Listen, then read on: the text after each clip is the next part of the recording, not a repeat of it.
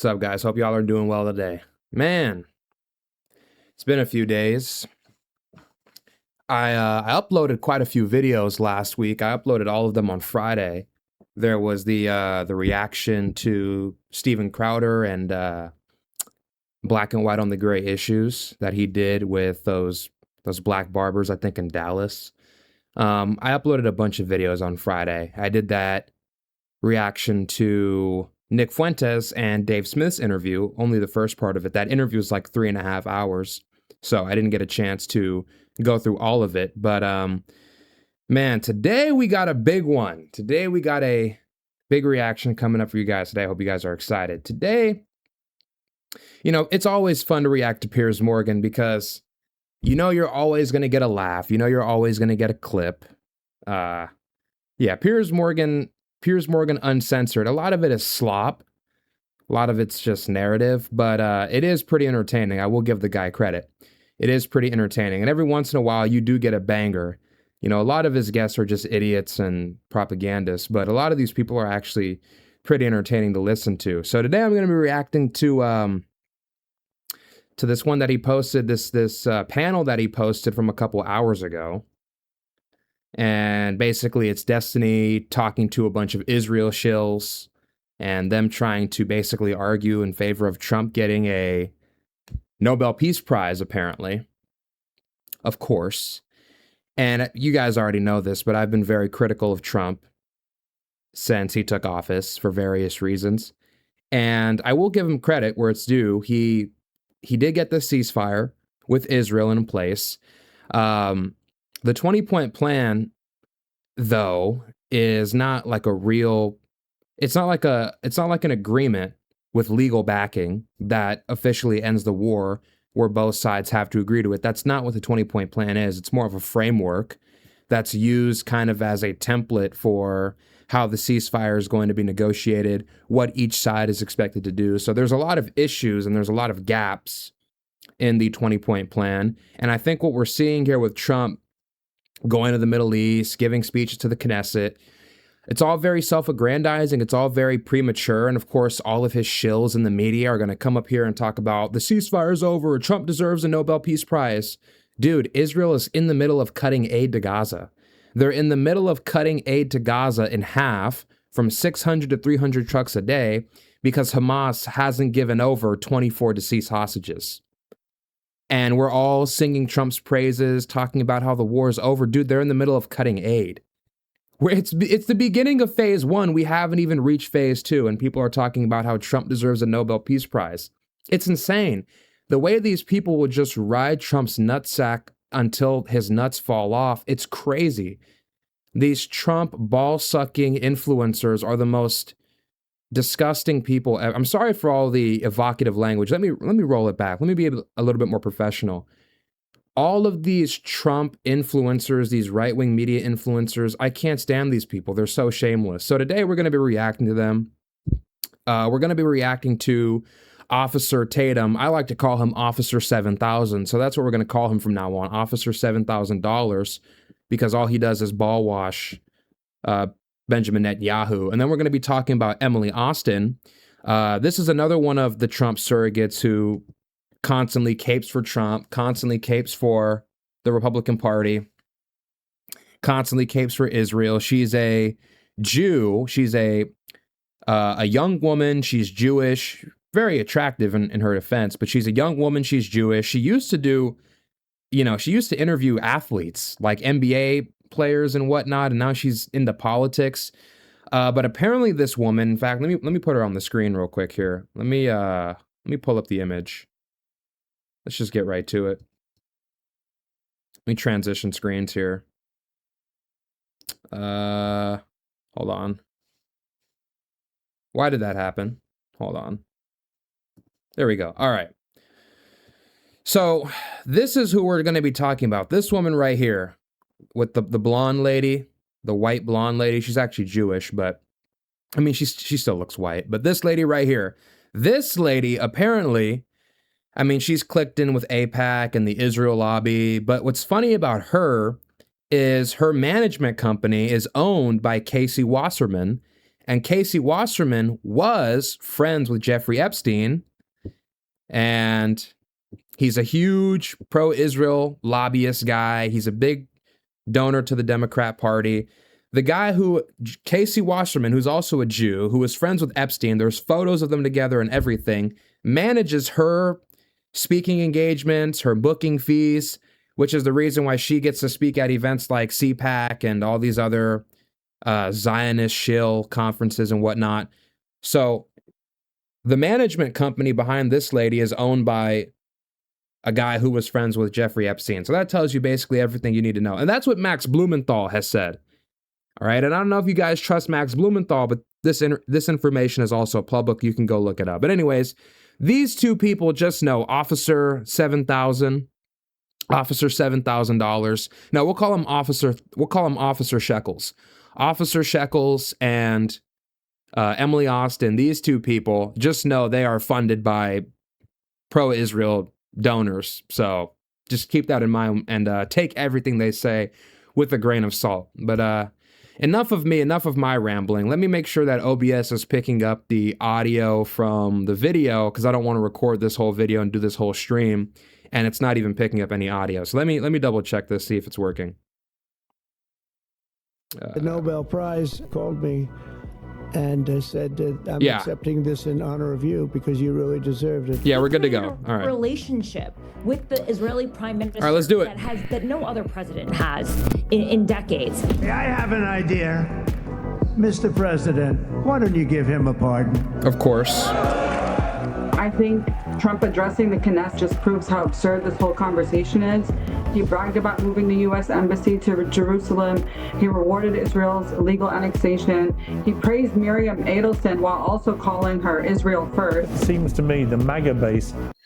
Yeah, Miriam Edelson, by the way, just for those of you who don't know, Miriam Edelson is an extremist Zionist Jew. She's one of those people she's one of those Jews, those Israelis who, let me not conflate the two. She's one of those Israelis who calls Judea and Samaria, or who calls the West Bank Judea and Samaria.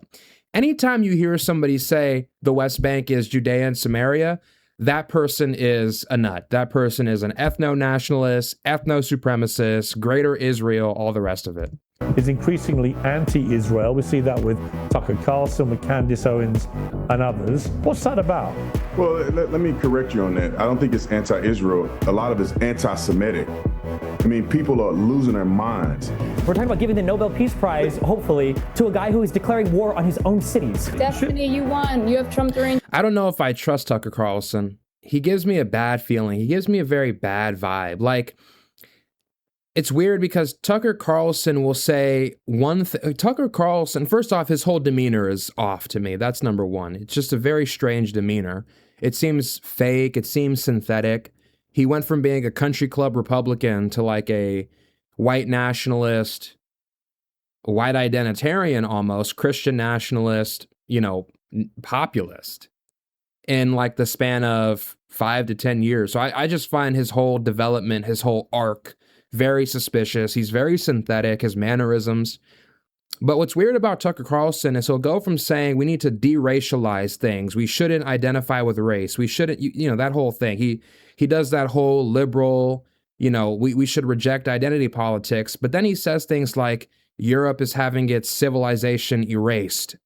Or he says things like white people in America are being replaced, or like there's a conspiracy to remove white people in America. So I just find his whole flip-flopping very weird. It's like he's like a demagogue almost. He like plays to the biases of his viewers. He says I don't trust any of these people. That's all I'm saying. It's just very suspicious characters is all I'm saying. Syndrome, congratulations. So are you suggesting that you would allow trans athletes to compete in women's sport in the Olympics if you were governor? Look, everyone is competing in a sport and they come with abilities, and perhaps there could be, kind of a different league for them.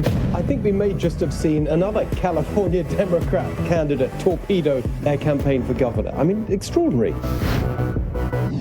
President Trump's historic role in ending the Hamas war has drawn plaudits from even his most embittered opponents. Hillary Clinton commended Trump for brokering peace, while President Obama was roundly criticized for failing to mention him in his long statement. Politics is turbulent and, above all, fickle. But history won't really have much to say about the daily squabbles we spend so much energy debating. It will, however, vividly remember the remarkable scenes of the past few days in Israel and what may prove, and it's a big may, to be the biggest deal of Trump's life. So is it time for Trump's harshest critics to recognize that even their least favorite president, if not human being, is capable of doing some good things? Is mutually lauding Netanyahu a good look, including among the MAGA base? And does Trump deserve the Nobel Peace Prize? Joining me to debate all this is from the Office Tatum podcast, Officer Tatum, TV personality Officer Shekels, host of the Tara Palmieri show, Tara Palmieri, and Nadine Kizwani, the activist in the Within Our Lifetime protest group, and here in the studio, making his debut in my studio. Look at his face. London, is the streamer Destiny. Destiny, welcome He's to you. so strange. And welcome to all my guests. He's so weird. Remotely. He's funny, Destiny, though. Let me start with you, given you're here. I was watching it from early this morning, and it's very hard not to get caught up in the euphoria of the whole. Why do I get the feeling Officer Shekels is in front of a green screen right what's probably behind him is what's he probably sitting in front of a beige wall. I don't know why I think that's funny. I'm sorry. Hostages being released, the families, their joy on the Palestinian side, an end to the bombing, certainly for now, the return of thousands of prisoners from Israeli jails and so on. You know, it was a day of great celebration. Did you feel celebratory today? I mean, it's always good when war ends. It's good when conflict ends. It's good when hostages are brought home. I think regardless of how that came about, I think it's always a good thing to celebrate. What's the downside for you? Well, I mean, it depends on what part we're talking about. I think that, you know, if you're looking for some kind of comprehensive peace between Israel and Palestine, this deal doesn't even come close to it. Remember, this is the second time the president has told us there will be peace in the Middle East. The first time was the Abraham Accords, and clearly that... It's crazy because everybody's celebrating Trump and saying he deserves a Nobel Peace Prize. Dude, you didn't even establish a Palestinian state. Israel hasn't even withdrawn from the Gaza Strip. What? They're still occupying it. And he's acting like this is some kind of like huge transfer. No, this has happened already in 2008 and 2012 and 2014. It's the same thing. It's the same shit. You know, it's just like, but it's Trump this time. It's, you know, Trump just, he's giving himself way more credit than he deserves. I mean, if you're not establishing a Palestinian state, at the very least a one-state solution, there's nothing worth celebrating. It works. So, yeah, Trump is really good at putting together these plans that are not plans at all. They're just like backbones of plans. Well, it didn't work, the Abraham Accords. I mean, it stood with the countries that signed up to the Abraham Accords. You know, they have had a good working relationship with Israel. As a consequence of that, Saudi Arabia has indicated it would like to join them, but it can't when this war was raging, understandably. They're looking to expand the Abraham Accords. The amount of unity from Arab countries and Muslim countries like Turkey to this peace plan has been pretty unanimous in the region. So I'm not quite sure if this plan is on. Not really. No, not really. Iraq, Egypt, the Gulf countries, various other Muslim countries from Southeast Asia, Pakistan, all these countries, when the initial 21-point plan came out, and then on the 29th, like 5 or 6 days after Jared Kushner Steve Witkoff and Trump presented their draft of the plan at the Qatari mission a couple days before the UN General Assembly, they said that initial plan was good. 6 days later, Trump removes like 5 or 6 of the major conditions. And that was the night before, that was the night before he did that press conference in the morning with Benjamin Netanyahu, where he changed like half of it. And all of the Muslim and Arab countries were pissed.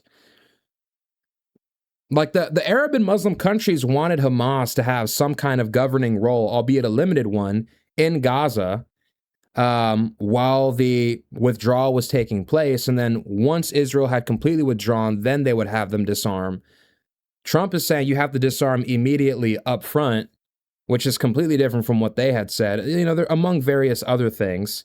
The other peace plan, and it still wasn't sufficient, but the Arab and Muslim peace plan also said, we want to establish a credible pathway to a Palestinian state with actual actionable steps. Trump just said there may be conditions, or the conditions may have been met for a Palestinian state without giving any actionable steps. So no, all the Muslim leaders and Arab leaders are doing this because they have to. This isn't the plan they initially drafted. What would have been a better plan? I mean, anything that actually leads to... Wait, no, what do you mean? What would have been a better plan? Anything that leads to a Palestinian state, anything that leads to Palestinian sovereignty and self-determination, anything that forces Israel to stop the blockade, stop the occupation, stop invading their airspace, stop controlling their borders, like anything that actually forces Israel to respect the sovereignty of the Palestinians, and anything that gives the Palestinians actual sovereignty over their country is the only thing that's actually, like, that's way better. That's the only reason why Hamas is even here. Because unlike the PA, unlike Fatah, which literally works with the IDF to fight and suppress, PIJ and other Salafists and other Hamas actors in the West Bank, unlike them who work on behalf of Israel, Israel still controls 60% of the West Bank. Gaza actually Hamas in Gaza actually has sovereignty. They give people jobs. They collect taxes. They resist, at least on some level, resist Israel from completely annexing the Gaza Strip. They can at least present some military resistance. They manage infrastructure, they collect taxes, they deal with infrastructure projects, they give people jobs in the government as doctors and schools. I mean, Hamas is like people think Hamas is just a military, a militia. No, Hamas is a real governing body. They give jobs, they collect taxes, they manage infrastructure. They oversee the curriculum and education. Like, what do you like? And they actually, on some level, have sovereignty. They don't take orders from Israel. The PA and Fatah, they all take orders from Israel. So that's the reason why we're even in this position. You need somebody that's not terrorists, but also isn't just going to capitulate to everything Israel does, or else the Palestinians will never have sovereignty. That's how you get a good deal. Long-term permanent solution between Israel and Palestine. I mean, when you say the Abraham Accords worked, I mean, that's because they were involving countries that weren't really fighting with each other. I think that a lot of the Israeli peace process with other Arab states is just trying to extricate Palestine from any overall peace arrangement with any other country. The Abraham Accords did that. They kicked the can down the road. October 7th happened. It was just like the second Intifada after the failures of Oslo 1 and 2. And now we're getting a deal that kind of looks like an Oslo 3 peace framework where it's like big stuff. Exactly. Really knows what it means. Dude, from 1993 to 2000, the number of settlements in the West Bank, in the middle of Oslo, by the way, increased 80%. It went from 110,000 in 1993 to 200,000 by 2000. In 7 years, the number of settlements in the West Bank increased by 80%. This is what's going to inevitably happen. This is why Hamas doesn't want to disarm, because they know the moment they do, and there's no threat to Israel, Israel and Egypt will basically be able to determine the fate of the Palestinian people in Gaza. That's the reason why they don't want to disarm. It's obvious. And basically Israel has like infinite reign to kind of like play with it how they want. Like, what does it mean to de-radicalize the Palestinian Authority or de-radicalize the Gaza Strip? Who knows? Emily Austin, I felt a lot of joy seeing the hostages after 2 years of utter, unrelenting hell finally being released. By the way, Piers Morgan is basically just as bad as Tucker Carlson. He's like another one of these state-owned, British media owned by the government, owned by the state to basically be their mouthpiece. So I don't trust anything that comes out of this man's mouth. He spent 20 years, 30 years basically doing propaganda for, center-left corporations and media companies.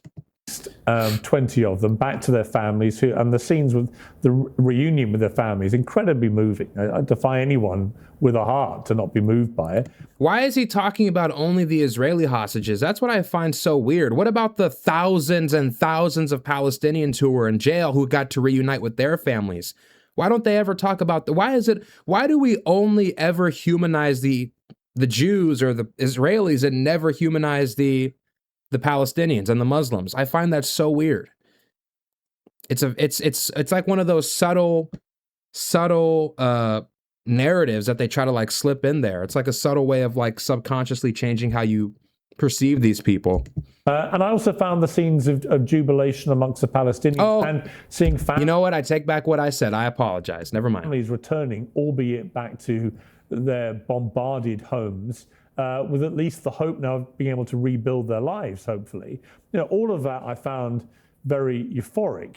I have to say, I did blanch, not at Donald Trump being celebrated in the Knesset, but by the kind of mass adulation for Netanyahu, because I don't think he showered himself in any glory this year.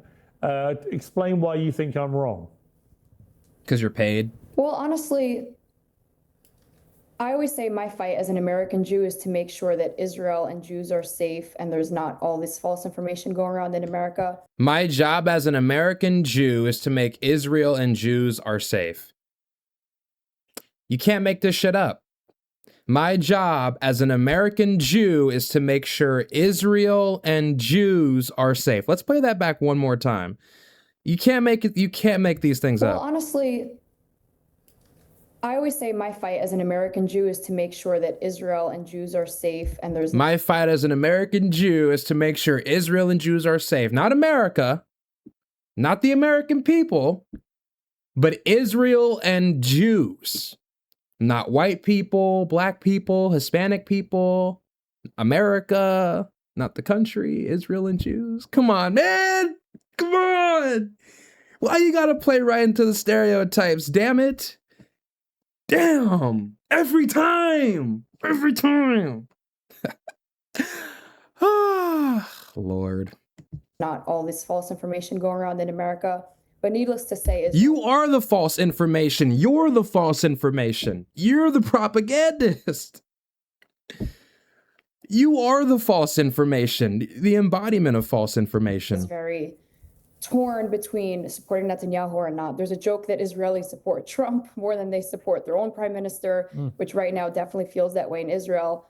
I will add, I don't think Netanyahu gets any credit when he does something right at all. I think whether it's something as precise as the beeper attack, he'll never get the pat on the back for doing things the right way. Dude, the beeper attack, you're talking about the pager attack? Dude, they detonated those while people were inside grocery stores, inside of hospitals, inside retail stores in Lebanon, and maimed thousands of children. We're supposed to give this guy credit for that? Really? I mean, credit where credit's due on some level. That level of military, you know, precision, kind of like a surgical level of military operating. Sure, it's commendable. But not when you injure thousands of children in the process. Yeah, actually, no, that's kind of insane. When it's his involvement in signing the agreement and it's Hamas. But of course they're Muslim, so it doesn't matter. They're Muslim children, so it's okay to injure them and kill them. You know, it's no big deal. Wasn't signing it. Bibi will always take the hits for that. Now, whether you like him or not, I just feel like you need to give credit where it's due. But I think, to be honest, I thought Emily, he did get a lot of credit for the Hezbollah pager attack. That was widely... Yeah, from you. I thought so, but from you. I would just say, just to finish that point, I would say that he was widely credited with having launched a very precise, very carefully planned... Precise and carefully planned, i.e. injure thousands of children and women in the process. Yeah. Expertly executed. Right. Dismantling of Hezbollah using pages that did not lead to mass civilian casualties. Similarly, I thought the attack on Iran, which many people thought would be catastrophic and launch World War III and so on, actually turned out to be a short-lived war. Sorry, I wanted to make sure OBS was recording. Which was very precise again in its targeting and again did not involve mass civilian casualties. The problem comes with the way he has prosecuted the war. What do you mean? Dude, they killed hundreds of civilians in 12 days.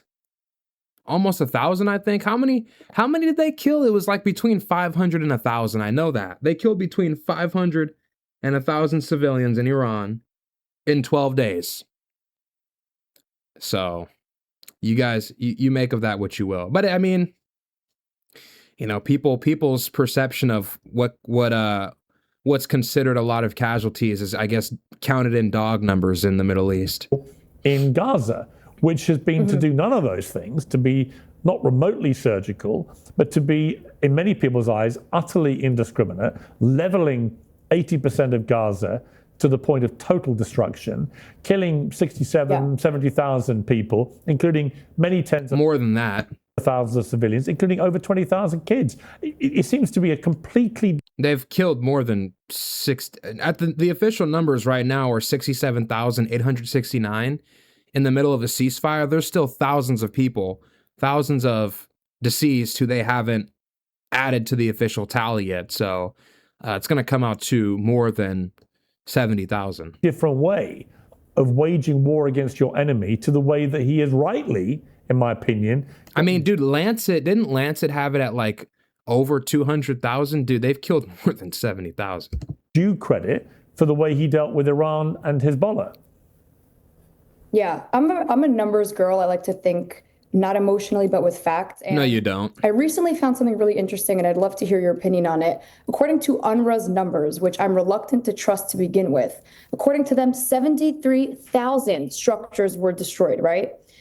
68,000 people were dead. By the way, I'll add the Hamas spokesman said 58,000 militants were killed, so that math is not really making sense.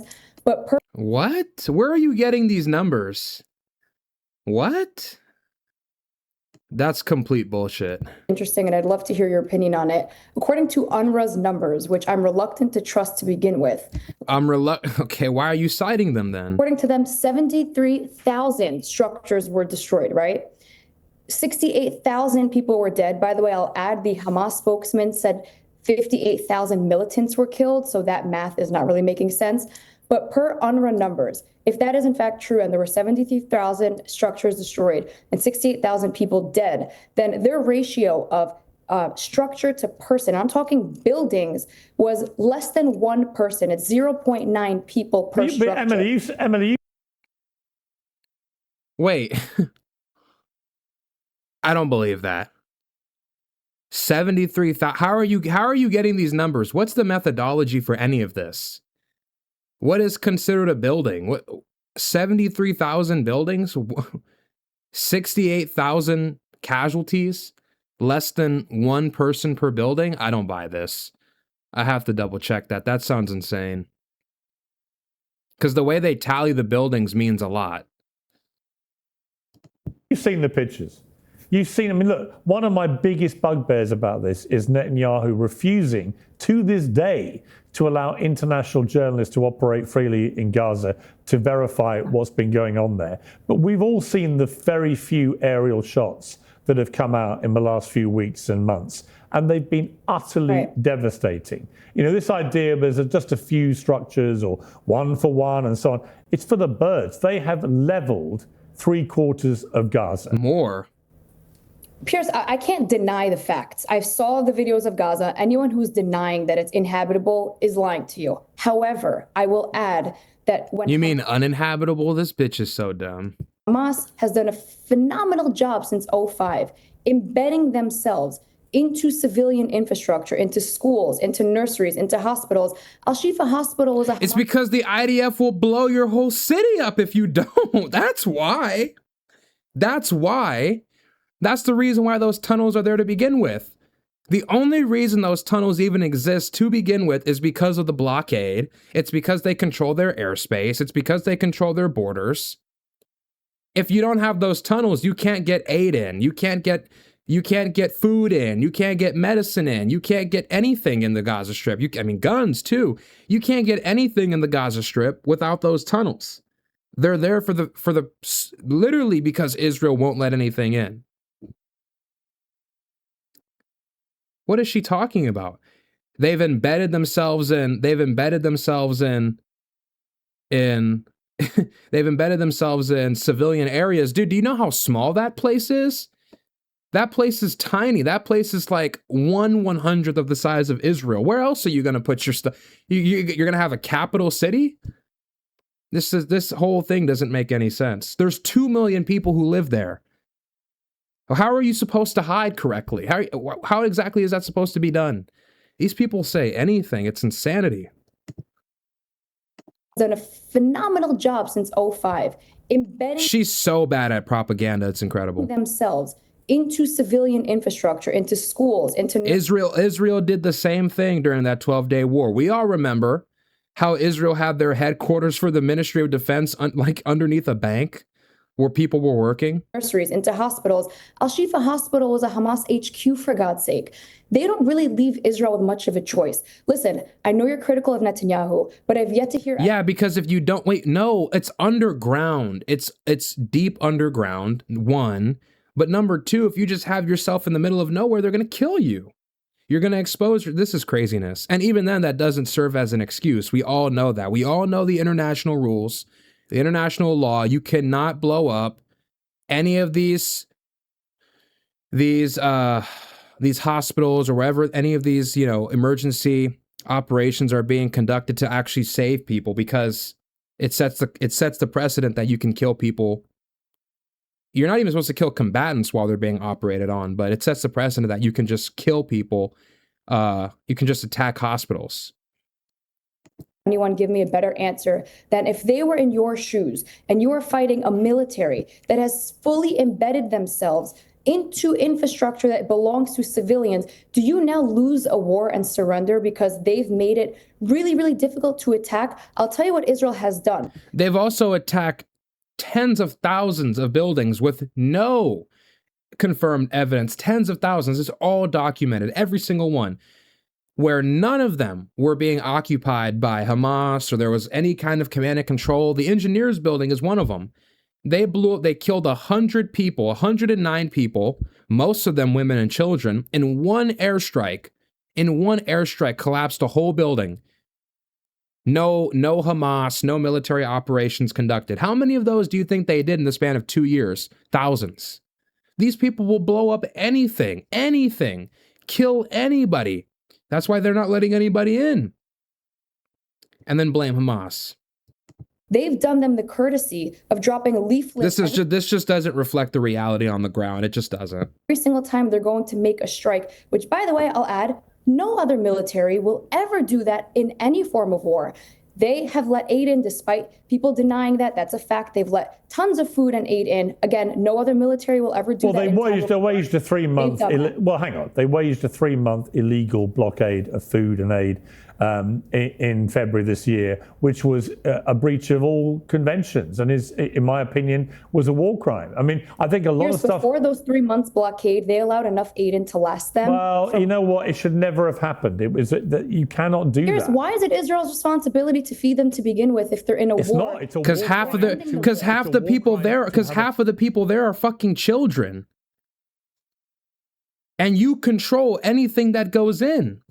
You're going to starve them. You're the only people who control what goes in there. You control the borders. Israel controls the borders. Israel controls the sea, the coastline. You're just going to let those people are under their jurisdiction. You're just going to let millions of children starve? That's insanity. That's insanity. The way these people think. Blockade. That's the point. October 7th. Also, the whole leaflets argument is not convincing. It's just not convincing. If they're blowing shit up at 6 o'clock in the morning or 5 o'clock in the morning when people are asleep, how is a leaflet supposed to save you from that? Which has happened. Yes, it was. Yes, you won't get. But Emily, you won't get. When you're shooting people waving white flags, when you're doing artillery shells and mortar strikes in civilian areas, how is a leaflet supposed to help you in that case? This is all retarded. The leaflet talking point is fucking stupid. That's not how the war is waged. The argument for me, I've always they're open firing on people waiting in line for food. How is a leaflet supposed to help you in that situation? That Hamas are a despicable terror group who committed one of the worst atrocities of modern times, and they can have no role in Gaza going forward. It's not just how the news is told, but what's left out, which concerns me. And when a friend in the business recommended I try ground news, I gave it a go. Quite honestly, I was impressed. Hold on, I gotta grab something.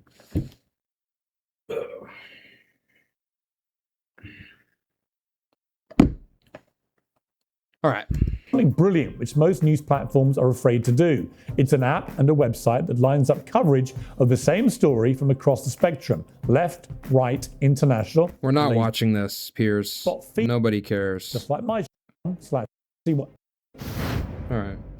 It is incumbent on the only democracy in the region to actually behave at a higher level. And I've always taken issue with Israel's claim that they behaved on a superior moral plinth. They didn't. To any, They most definitely have. No, they have not. I disagree with you. Wait, they believe... So, okay, let me get this straight. They behaved on a morally superior level, yet you have people from Israel trying to block humanitarian aid from getting into Gaza. Random civilians, by the way. And the craziest part about that is the people who are leading these civilian extremist Zionist groups, these religious fanatics inside of Israel, these Zionist fanatics inside Israel, are mothers with children trying to block humanitarian aid trucks from getting into the Gaza Strip, and they have children themselves while letting other women's children die. How sick do you have to be to do that as a mother? To let another mother let her suffer. So you have people from Israel, Israeli civilians blocking humanitarian aid from getting into Gaza. You have ethno-supremacists, ethno-nationalists from the IDF going into Israeli media and talking about how they walk around every day feeling like they're better and superior than people from Gaza. You have the fact that people from the IDF recorded thousands of videos of themselves mocking the deaths of Palestinians, tying them up, blindfolding them, putting a Star of David on their head, throwing an Israeli flag on top of them while they're on the floor, wearing the lingerie of deceased Muslim women to mock them in the aftermath, making videos of them blowing up people's houses, blowing up people's schools, and posting it on social media and joking about it. This is the most moral army ever. Or when you have Bezalel Smotrich, Itamar Ben-Gvir, Yoav Gallant talking about how these people are savages, they're dogs, and need to be treated like dogs. Is that very moral to you? No, this is how ethno-nationalists, ethno-supremacist freaks talk about other people. And the way they dehumanize them. And these people are these people are disgusting, gross, mentally sick people. The best way to... half their society is like this. Is to let the journalists in. It's very easy to make all sorts of claims about... Journalists will have died in Gaza because when they are going to announce that they're striking and Hamas is not going to allow people to... Let's forget all the doctors, all the aid workers, all the journalists that they killed. Yeah, let's also forget about all that too. How can anybody defend this? It's sick that anybody can go into the media and defend this. If you know anything about the realities on the ground, you'll know how savage these Israeli nuts are. These people are freaks. These people are savages. These people are monsters. And the way they talk about the Palestinians, the way they treat the Palestinians, the way they abuse them, the way they sexually assault them in prisons and rape them, and the way the politicians laugh about it and defend it, they're all sick. They're all sick. It's the most sick thing I've ever seen in my life. And being a Jew doesn't make you and being a Jew and defending this, it's indefensible. If you're a Jew, you have to stand. It's just disgusting, these people. I'm sorry. I'm sorry. I'm going off. Emily, that's not the concern of the Israeli government. They're not concerned about the safety. And they still want to take their land. It is down to the individual media companies who employ these journalists about their risk assessment. But the fact remains that no journalist from CNN, from BBC, from Reuters, from AP, from any reputable news agencies are allowed into Gaza to report freely on what's happened. And until they are, the suspicion remains that they are up to stuff which they don't want the world to see. So we will see. I fear we're going to uncover a lot of very bad stuff. There's videos coming out of Gaza left and right. I think the safety of the journalists was their concern. Well, they've killed a record number of journalists on Palestinian journalists. So I don't think unfortunately, Piers, in Gaza, they throw on a vest that says journalist. Oh, there you go. There it is. When you don't have a defense, call them Hamas every time. These people are so disingenuous and stupid. It's insane. That's how you know they're propagandists, when they pull that shit, when they pull that line. They can never say, They can never bring up the individual specific cases. They can't talk about who those people really were. They can't talk about what those people really did or prove any of their connections to Hamas. They can't do it. They can't do it. They literally cannot do it. Every single time it's just, they're Hamas, they're terrorists, they're this, they're that. It's just the accusations. They can't come up with any other proof other than that accusation. It is nothing more than that. It is just an accusation and a lie. Actually, many of them were genuine. Right. Absolutely. Dude, they killed a woman. They did an airstrike on a van. I mean, I don't know how many times this has happened. There's specific instances of them doing airstrikes on vans full of journalists parked outside of hospitals with literally press insignia on the van to let everybody know that it was working for the press, that the van was associated with the press. And they still airstrike these things. They do not care. The reason they kill the press is because they don't want the press to expose them. And they'll use any pretext to do it. We're done. We're past the days of pretending like these people are normal, moral, military. No, they're not. They're not. Way too much leeway is being given to these people. There's plenty of instances where they've killed women who worked in the press at their homes in airstrikes. Just regular women, regular everyday women. It's insane. Who are not members of Hamas, who were brutally killed. Right. And that is an outrage. Are you aware Israel drops leaflets every time they're going to commit an airstrike and Hamas does not? They don't always do airstrikes. They do mortar, shelling, shooting. There's multiple ways of waging war. And a lot of times the people don't get the leaflets. They don't always see the leaflets. They don't always get the warnings. And a lot of times they're done at night or when people aren't awake. Let them evacuate? I listen, you won't get me defending Hamas about any of this, but the idea that all the 200 plus journalists had it coming because they were fake journalists is bullshit. I never said that. Well, you're implying it when you're saying they're wearing the shirt. Journalists. And obviously, if you drop leaflets and still kill 67, 68, probably more, 67,000, a lot of them are children too. A lot of them are children. Some of these, it's like, I don't get it. But yeah, the idea that obviously like dropping the leaflets isn't that effective if they're still killing that many people. They all have working cell phones, by the way. The claim that Gaza has no electricity was completely a lie. The leaflets warned them. They literally had sirens letting them know to leave. How much more of a warning should Israel give before they're going to strike? Which again, I'm going to repeat. I'm going to bring other panelists in. I think it's more not about the warnings. It's more about how much more bombing does it take to make your point. Let me bring in Tara Palmieri. I mean, Tara, this has been a very, I've tried to be fair with this war from the start. I always recognized Israel's right to defend itself. I felt it had a duty to defend itself. I think any other country in the world that was attacked in that way would have done something similar, certainly early on.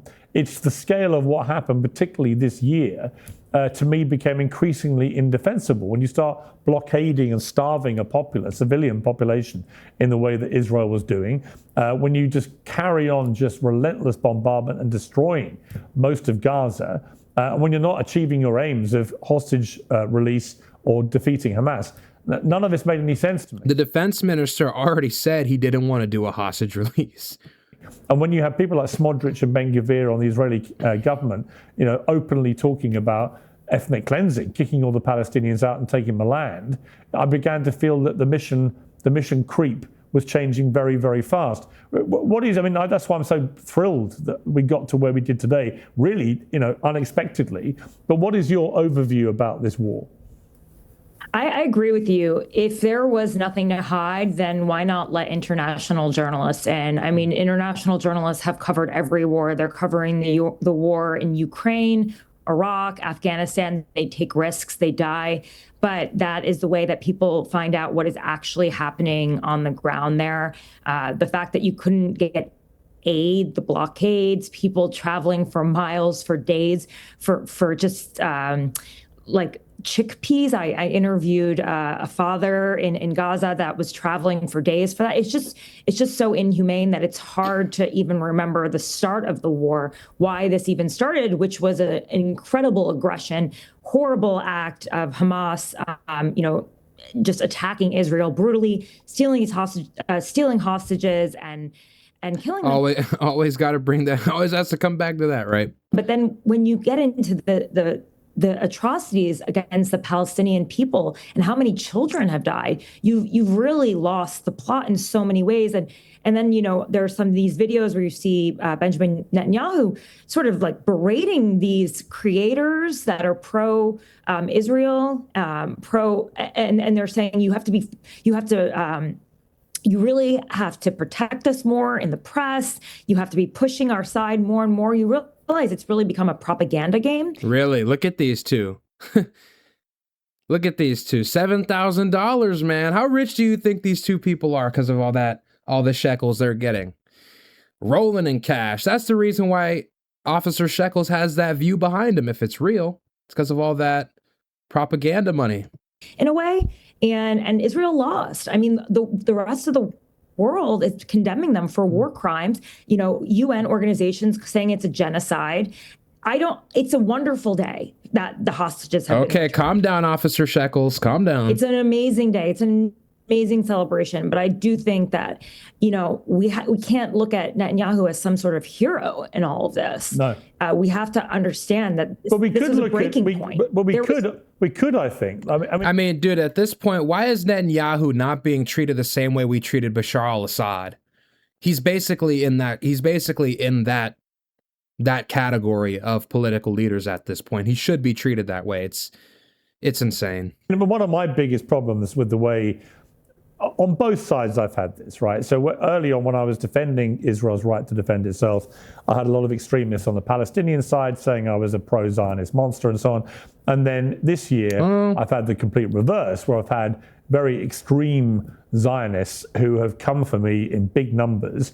And their tactic has been to brand any criticism of Netanyahu or his government, which some of whom are absolute headbangers like Ben-Gvir and Smotrich, that if you criticize them at all, you must be anti-Semitic. You must hate Jewish people. As a Jew, I want to say that's foolish. Yeah. I don't correlate criticism with anti-Semitism. I just want to make that very clear. I know, and I know you would never do that, but I'm sure you've seen it, Emily. It's been a really insidious thing to have to experience, because I have never had anything but positive thoughts about Jewish people, about Israel, actually. We know, Piers. We know. We know. You can't criticize a government. I made the point. I led the campaign against the Iraq War in the UK. Oh, Lord. I was running the Daily Mirror newspaper, which was a Labour-supporting paper. I took on the Labour Prime Minister, Tony Blair. It didn't mean I hated the British people or that I hated my country. It just meant I hated what my government was doing in my name. So this kind of thing that you must be a Jew hater if you criticize Netanyahu, I found disgusting. Brandon, let me bring you in here. There's been an Officer Shekels split in Trump's support. The base, it seems to me, the MAGA base is increasingly anti-Israel. We see that with Tucker Carlson, with Candace Owens and others. Others are very much pro-Israel, but there's a real split there. What's that about? Well, let me correct you on that. I don't think it's anti-Israel. A lot of it's anti-Semitic. What's the proof? I mean, people are losing their minds. And I almost had a stroke listening to the capitulation to the foolery in Gaza and Israel. Israel don't owe them anything. Why are we confused about this? They came over and they slaughtered all these people. They took people hostage. They don't owe him nothing. Bro, he's looking at a script. Look at his eyes. Oh my God, the propaganda is crazy.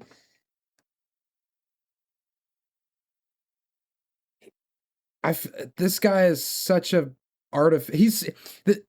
if you're gonna have someone do your propaganda for you, don't let it be Officer Shekels. Do not let Officer Brandon Shekels do your propaganda for you. Pick somebody smarter. Pick somebody more articulate. Ironic that I messed that up. Pick somebody smarter. Pick somebody more articulate. Pick somebody who's more charismatic, better at doing propaganda. He sucks. He sucks at it. It's actually bewildering. Lord have mercy. They could starve him to death if they wanted to. That's their decision. In my personal I feel like I feel like he has a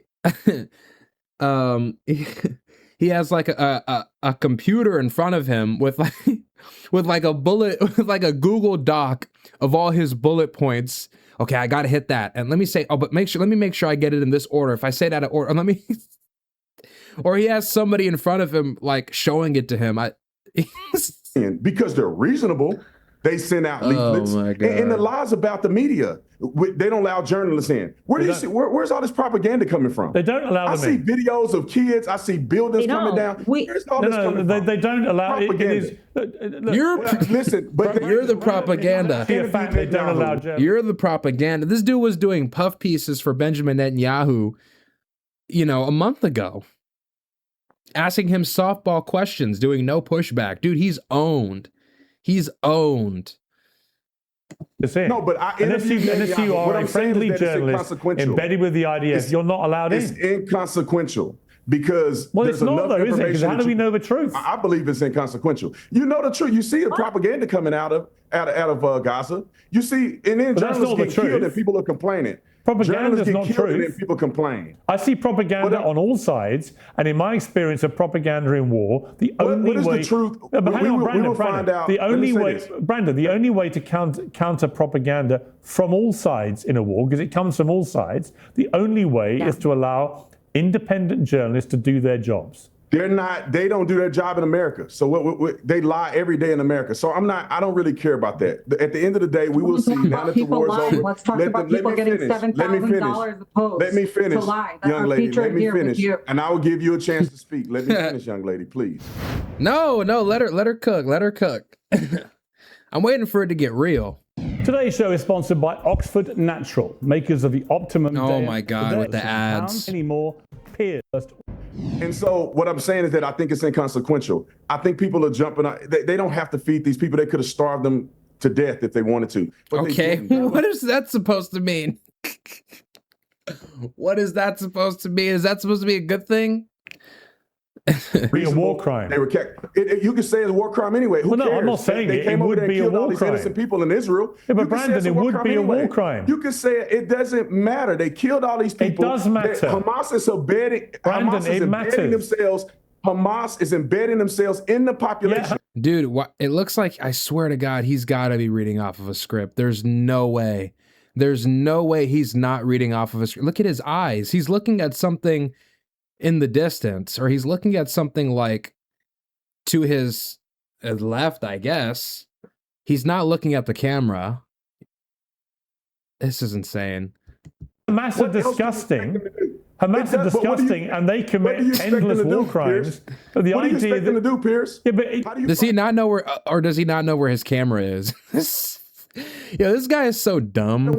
I'm sorry, but there are international rules relating to warfare, and if Israel breaks them, they are as culpable as Hamas or anybody else. Commit war crime. Netanyahu commit war crimes trying to fight this war when you have Hamas embedded in I believe he may well have done. Yes, I do believe that. Many thousands, actually, every single day. Actually, yeah, every single day he commits war crimes. Actually. No, shooting non-combatants on a daily basis is actually a war crime. You can fight, but you have to abide by the rules of war. Well, what are you going to do? This is why we have the rules. Yeah, but Brandon, nobody's answering his question. This is why we had the Geneva. This is why we had the Geneva Convention set up after World War II. Because what do you do then? Brandon, after World War II, they set up a Geneva Convention because the world concluded that a lot of the stuff that went on in World War II simply crossed a line, and therefore, for future wars and conflicts, you had to have rules of engagement recognized by the international community. And if you don't have those, then anything goes, that anyone can do anything. And you, I'm sure, would agree with me. And Israel has signed on to these, I believe. agree. That way insanity lies, right? And total mayhem. I agree, Piers, but I think that this was a unique situation where you're fighting an enemy that's embedded in with the people. They literally have headquarters at hospitals. They're having military weapons and doing all this stuff. Some of their journalists are terrorists. Some of the people are terrorists. They're not even fighting with uniforms on. How do we even know who's a combatant and who's not a combatant? When they release the results of how many people that died, they're not telling you how many people are combatant. When they say that there's children that died, the range of children is from 17 all the way down. How do we know how many 17-year-olds that they've recruited to fight on the side of Hamas? This is all just speculation. How do we know they're not terrorists? Some of the journalists are terrorists. Some of the civilians are terrorists. He's just pulling shit out of his ass right now. It is ridiculous. Wouldn't we actually find that out if we had journalists in there? Exactly. Wouldn't we actually the journalists going to have a birth certificate in their hand? Give me a break. No, if we had journalists in there that were from every country all over, you can have your dispute with American journalists. You don't think they're independent? Yeah, well, no shit. Yeah, no shit. Yeah, obviously. Yeah, obviously, because of the IDF. Getting killed, they would be dead. They will be starving. No, Brandon, let me just interject for a sec. I want to point something out I noticed after the ceasefire is that before the ceasefire, if you looked at videos of Gaza, and Piers, plenty of them were coming out, not from journalists, from civilians in Gaza, you saw no men in uniform. It's almost like Hamas did not exist in Gaza. I actually thought Israel had gotten rid of them. Suddenly, after Israel withdrew its troops, every single man, actually, let me add, teenager and adult man suddenly has a machine gun and is in uniform. Excuse me, the woman in the red, I forgot your name. Actually, really respect your opinion. Tara. But I do believe that these Hamas militants, if you're a journalist in Gaza and they're dressed as regular innocent civilians, you don't know who's who. So what are they going to do? Okay, you look like a normal kid. You look like a normal kid. You could be Hamas, I'm not sure. They were literally, as Brandon's trying to say, embedding themselves in civilians, not just in their resources, in uniform as well. This is all just speculation. It's insane. I've seen dozens of videos of Hamas militants fighting out in the open, in the destruction. They're hidden in homes. They're hidden in... It's not like these guys are hanging out at 10 cannons and then open firing on the IDF. These guys are literally in dilapidated buildings. Like, I don't know what she's talking about. I don't know where she's getting this from. They obviously were doing all of those things. So let me bring in Nadine. Nadine, you and I have talked a lot during this war, often in some very contentious circumstances. But today... Like they're trying to pretend as if that's been like the entirety of the fighting. How do you feel? No. I mean, the war appears to have ended for now. Palestinians are returning to what remains of their homes. There appears to be a joyous feeling of at least the war is over and they can try and get back to their lives. They haven't been expelled as many on the Israeli government would have liked to seen. So do you give Trump any credit for this? I mean, I sincerely hope that the war is over. Palestinians have been through enough, through starvation, famine, entire bloodlines wiped out, families that'll never be. Why is Officer Shekels shaking his head like everything she's saying isn't completely justified? It's actually true, yes. And they've done this before. The Gaza beach bombing all the way back in 2006, where they killed a 7-year-old child's parents and siblings, basically killed her entire family. What normal country for decades kills children's entire families? How, like that's normal, and then defends it? How sick do you have to be? That is ethno-nationalist, ethno-supremacist hate. That's all it is, and that's what motivates their behavior. It's completely unrestrained, it's completely uncouth, it's barbaric. To rape prisoners of war, it's just disgusting, these people. And then you have people like Officer Shekels, this disgusting rat, go on Piers Morgan and defend it and laugh at people suffering. He's just a disgusting, filthy human being. That's all he is. Just a disgusting, filthy human being who needs to get $7,000 from the IDF to survive because he has no talents otherwise. Otherwise, this guy would be flipping burgers at McDonald's. Well, he was a former police officer, so I don't know, he'd be riding around in a Ford Escape you know, doing nothing, the same again, and accomplishing nothing. I just think doing what cops do, work as a slave for the state, basically. Ceasefires aren't necessarily proof of peace. So far, they've just been pauses in the project of genocide and ethnic cleansing that began over 75 years ago with the Nakba and continues today. Under Trump, countless of Palestinians were killed. They were starved. They were displaced. And the so-called ceasefire plan didn't even include Palestinians, negotiators at all in the construction of the plan. Instead, Palestinians were forced into submission through starvation, blockade, and these U.S.-administered Gaza humanitarian fund sites where people were rounded up and targeted by Islamophobic biker gangs. And now part of these deals demand the disarmament of Hamas, which is literally impossible, since most of the weapons that Hamas happens now were delivered by Israel itself in the form of unexploded ordinances and munitions dropped on Gaza. So it feels like, this is all just a setup to extract the hostages, which Hamas said early on in October 2023 that they were willing to release all of the civilian hostages. Yeah, I forgot. Demilitarizing Gaza is going to be a bitch because of all those undetonated munitions and all this other kind of booby traps and whatever the hell else is in there. Yeah, it's going to be. I mean, this ceasefire is pretty fragile. In order to just continue killing people in Gaza, But I have more. Hold on, I have more faith in Trump than a lot of people seem to. I think he can hold this thing together. He's just gonna have to put pressure on Netanyahu. That's the only way. Killed, was shot by Israel, and also proxy, militias that are being funded and protected by Israel in Gaza are also continuing to kill Palestinians, like the Palestinian journalist Saleh al-Jafrawi, who was murdered. And I think another thing that is important to mention. Look at these people. Look at these propagandists. They're so mad. They can't let anybody finish a point because otherwise Israel will be like, you were supposed to cut her off. You're supposed to be doing your Hasbara.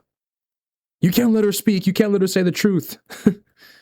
Just last night, another Palestinian was killed, was shot by Israel, and also proxy, militias that are being funded and protected by Israel in Gaza are also continuing to kill Palestinians, like the Palestinian. I'd like to know what specific group she's talking about. Journalist Saleh al-Jafrawi, who was murdered. And I think another thing that is important to mention here is that Israel systematically. Hamas. You're a compulsive liar. $7,000. We get it. You get your pay. Keep saying that. That's a lawsuit. Who's getting paid $7,000? Look at how mad they got. She knows it's true. They know it's true.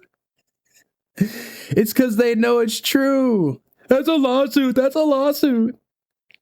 Oh my God, these people are so pathetic. Such babies.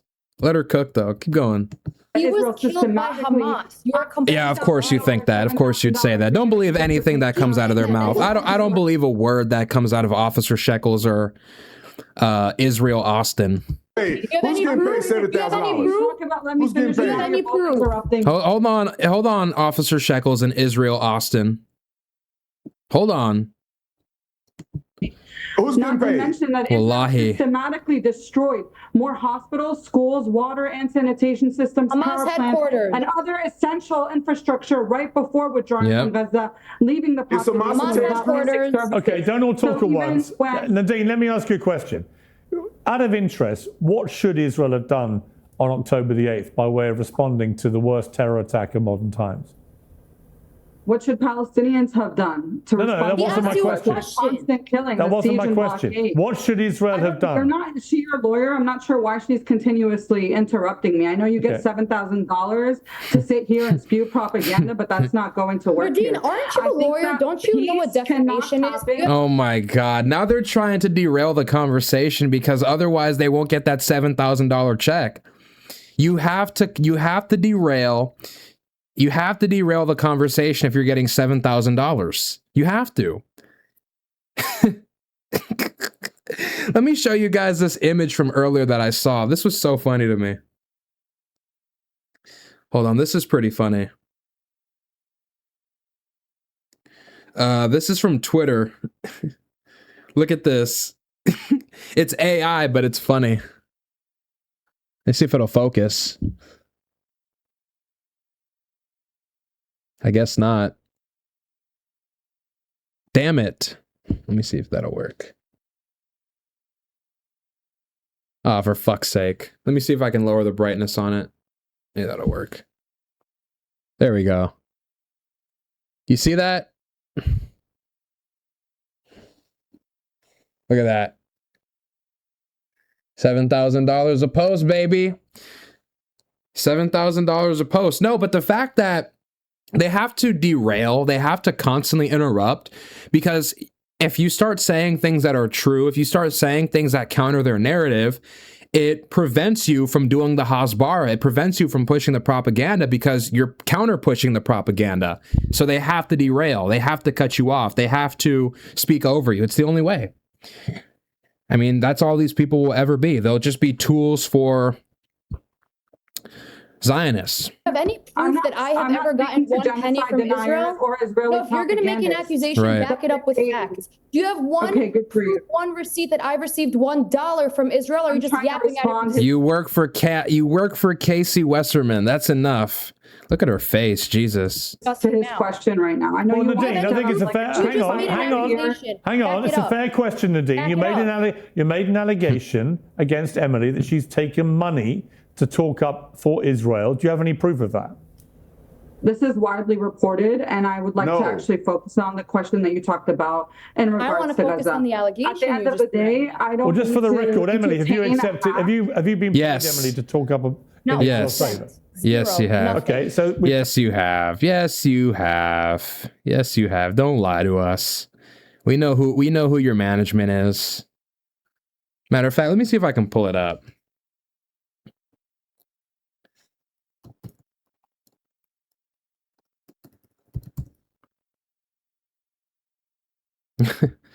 Emily Austin was oh, okay, this is Reddit. I don't know how reliable this is.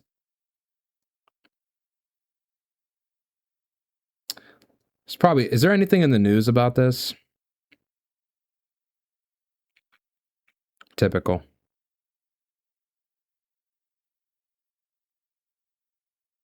And look at that. He's on his website. Yeah, Wasserman Speakers. This is Casey Wasserman. This guy is friends with Epstein, or was friends with Epstein. I wonder who she's paid by. I mean, of course she gets paid by these people. That's just obvious.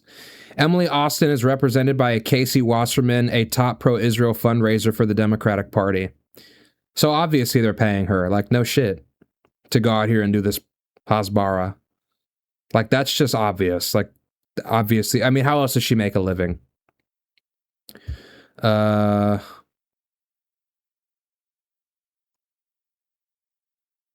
Lord.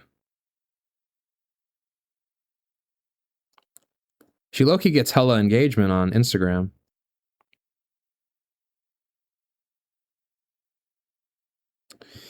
Look at this. Emily deleted her Wasserman representation from her ex-bio after Bindergate when some of us called out the hypocrisy given how close Wasserman was to Epstein.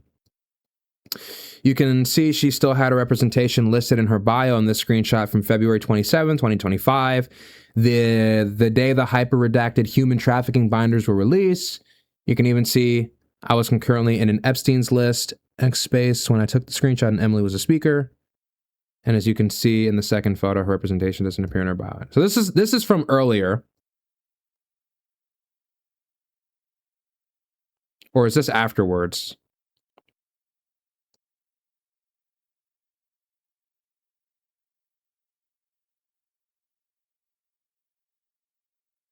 Oh, look, she was speaking. Oh my God. She's speaking to the Republican Jewish Conference. Dude, and she's taking photos with Trump. Oh yeah, this bitch is paid. 100%.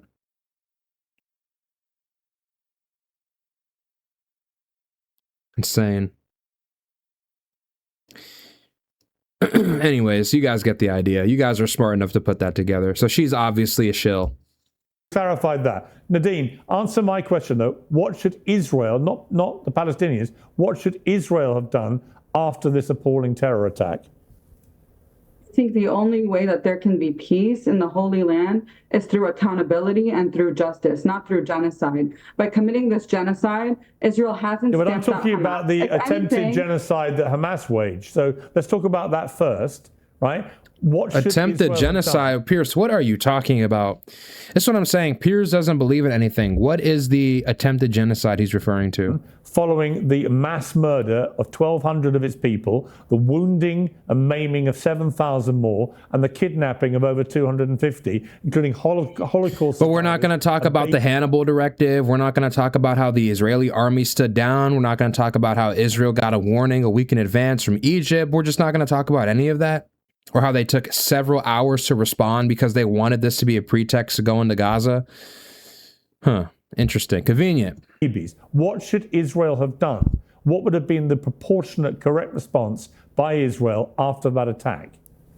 Negotiating a hostage exchange in return for the Palestinian hostages would have saved a lot of bloodshed on both sides. And let's not forget that Israel employed the Hannibal Directive on October 7th. Much of the damage that have been done could only have been carried out by Apache helicopters, and All right, but do you think what? Right. No, she's cooking. She's cooking.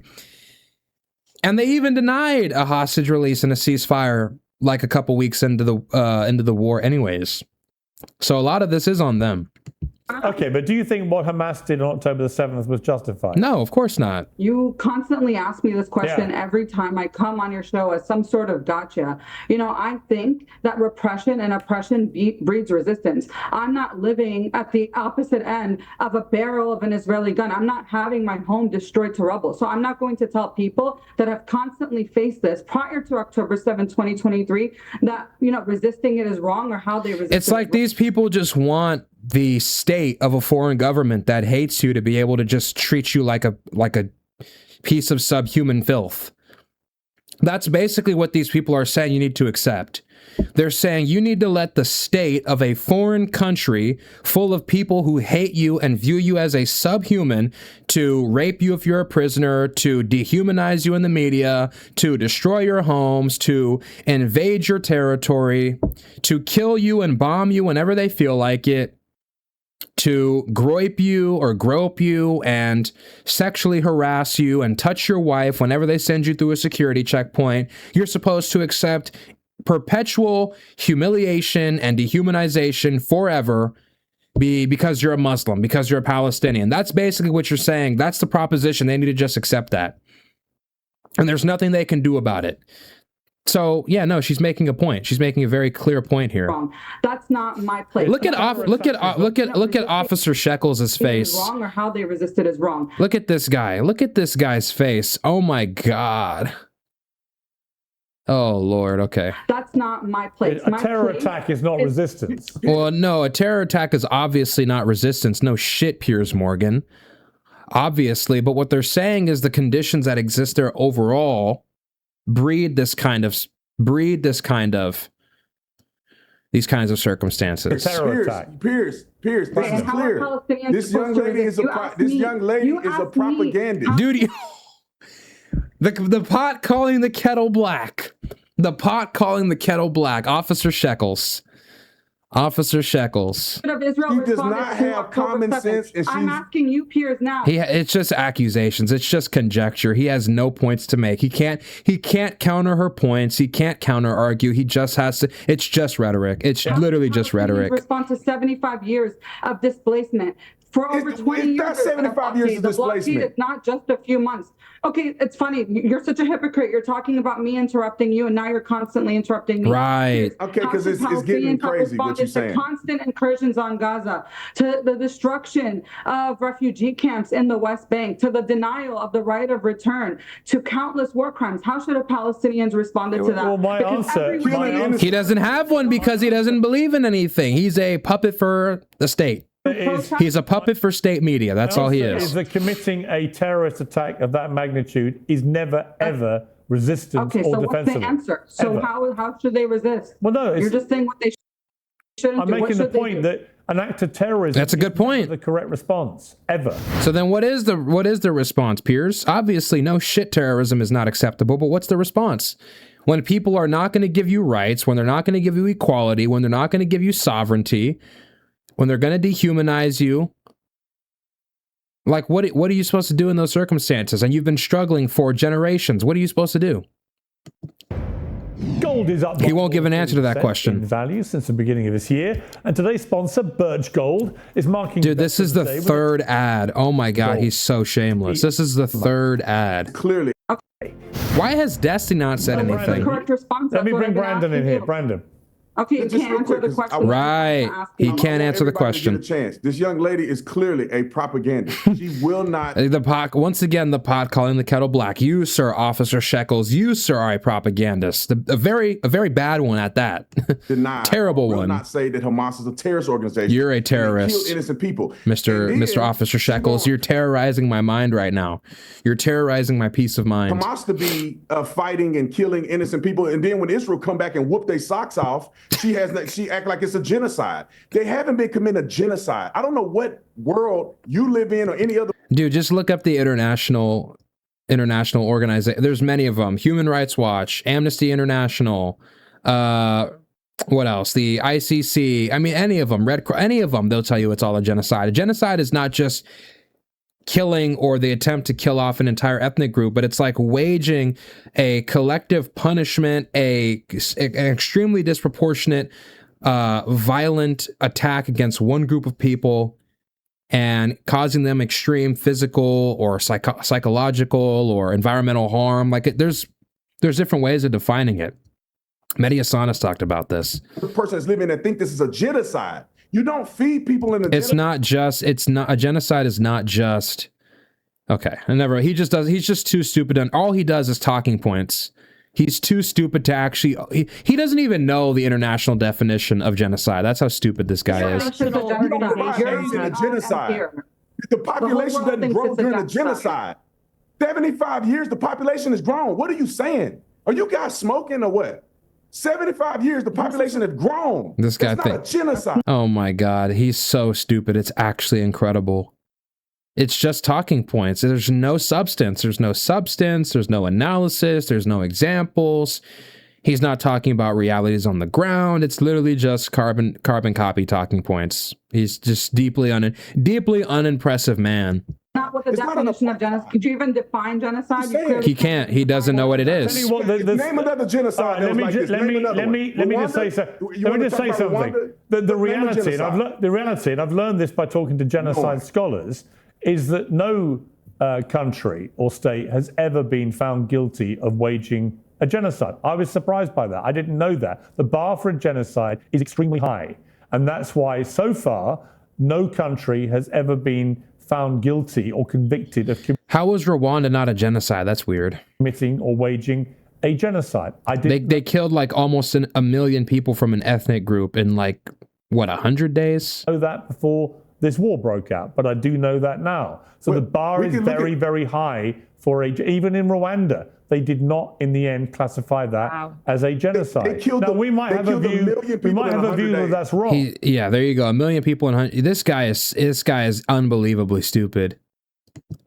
But my view of what's happened in Israel is that if you believe people like Smotrich and Ben-Gvir, they were operating on a basis of ethnic cleansing, seizing the opportunity created by this appalling attack to actually expel Palestinians, kick them out of their homes and take their land. That's ethnic cleansing, but I wouldn't categorize that as a genocide, which is how many people have tried to make me call it. But that's my explanation. Let me bring Destiny back. You've been waiting, I've got to say, unusually patiently, Destiny, which I appreciate. Look, what people are talking about now is the future, whether there can be lasting peace. Wait, we're just not going to answer the genocide question? This is the catalyst for lasting peace. And a lot of that may come down to the Arab and Muslim countries here who seem to be very actively involved in trying to get a lasting peace through this. How much credit would you give Donald Trump? Should he get the Nobel Peace Prize next year? Many thought he deserved it this year. It is unusual to have a Republican American president who wants to forge peace, not war. But he talks about peace all the time. He's trying to find it in Ukraine. He seems to have found it in the Middle East. I'm not sure what else he has to do, given that Barack Obama got the Nobel Peace Prize 8 months into his tenure in his first presidency for basically making a couple of fancy speeches. But it seems people don't want to give him the Nobel Peace Prize because he's Donald Trump. Because he hasn't done anything. Yeah, I don't think Donald Trump is an... This is, oh my God. I give the president all the credit in the world for drafting this plan and bringing a ceasefire into effect. But at the end of the day, this has not solved basically any of the fundamental problems. First off, this 20-point plan is not legally binding. It is nothing more than a template. That's all it is. It's a template that's going to be used to guide the actual ceasefire negotiations. It's not legally binding. That's number one. Number two, Hamas hasn't disarmed yet. We still don't know what post-war reconstruction of Gaza is going to look like. We don't know who's going to govern the Gaza Strip, and there's no path that we know of, no credible path, binding path to Palestinian statehood. Okay, all of that is obvious. But then again, look at all the problems that still exist. Hamas oversees all the administrative aspects of daily life in the Gaza Strip. Once you remove them, you basically create a huge power vacuum there. You already have Junsur or Jund Ansar Allah. You already have all these other terror cells that exist in the Gaza Strip. And if one of them does anything irrational to a civilian in Israel or to a IDF soldier, the war is back on in full effect. And Trump's going to give them the green light because that's what he always does. This war is far from over. We don't even know who's going to govern Gaza yet. Hamas hasn't even disarmed. They still want to govern Gaza, and for obvious reasons. I mean, they've been fighting Israel for 20 years. They're still standing. They've sacrificed a lot of members. They won a vote fair and square in 2006. They took power from Fatah. And if they disarm, is anybody naive enough to actually believe that Israel won't try and kill them discreetly? No, there's still so many problems that haven't been addressed. It's way too soon to call this thing over and give him a Nobel Peace Prize. I mean, I give Trump credit, but no, let's not. Interest in peace. It's too soon. He just wants to get rid of problems and move on to the next thing. Again, we already had peace in the Middle East with the Abraham Accords, and we saw where that led. Now we've got whatever the ceasefire is, the 20-point plan, I think is kind of a joke.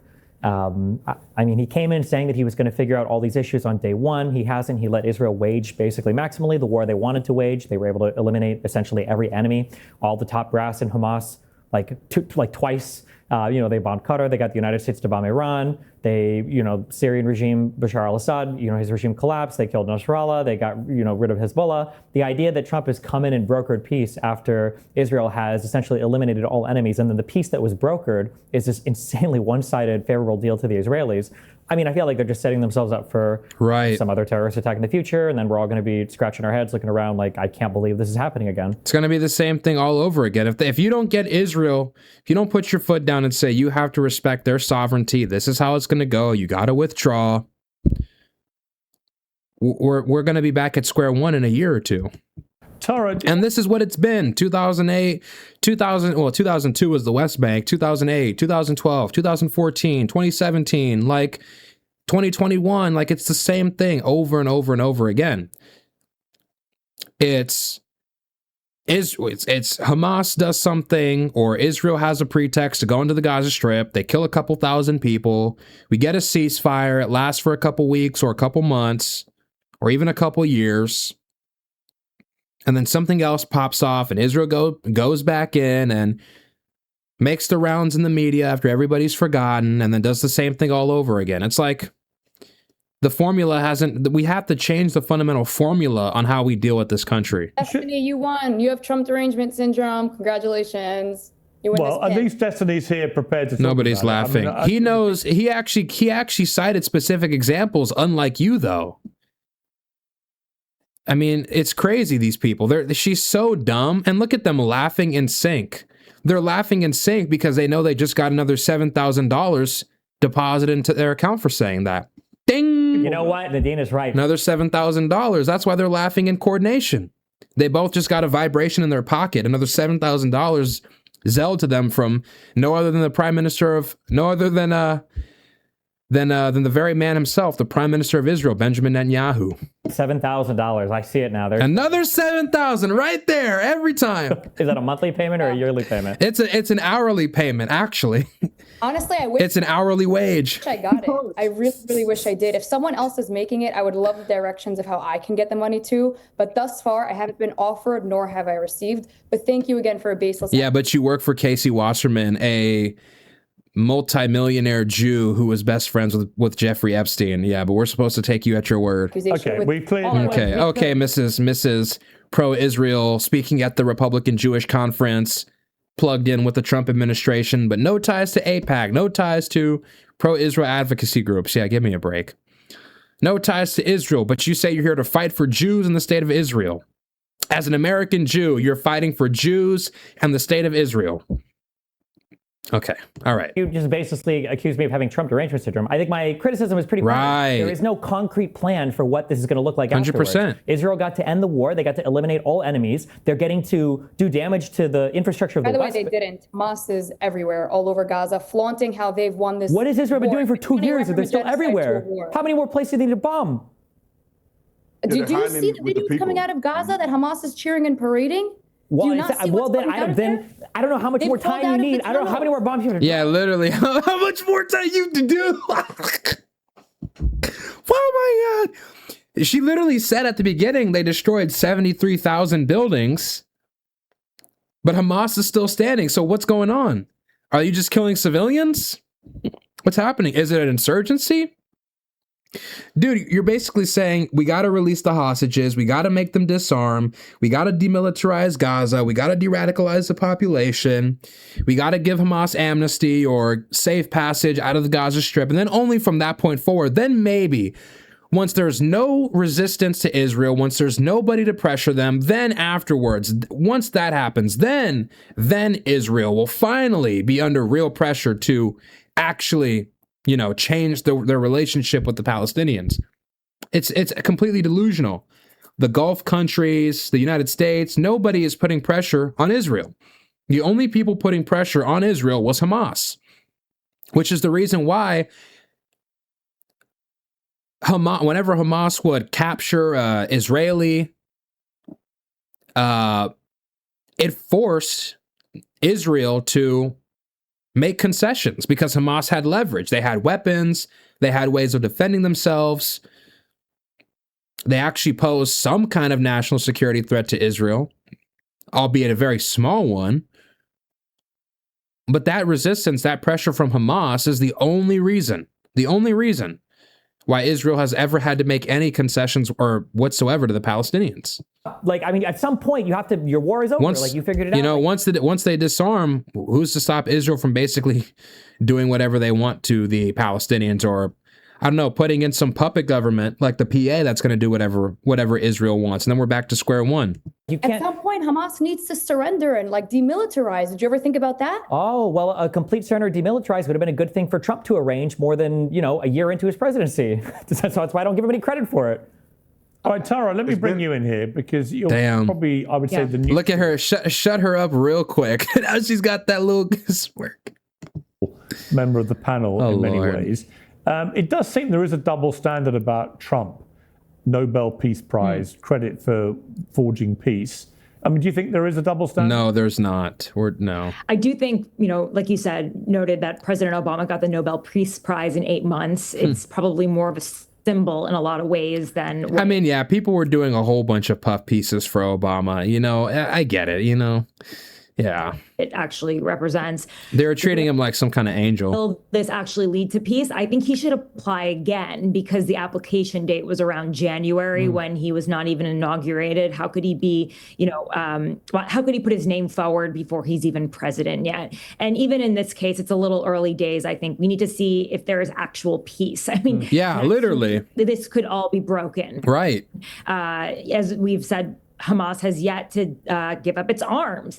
Gaza is still occupied by Israel. Yeah, there are lots of unanswered questions, but I do find it extraordinary that Bernie Sanders, for example, so vocal about Trump, right? Last week, in the last 7 days, 16 anti-Trump posts on his X account. He hasn't mentioned the Middle East at all.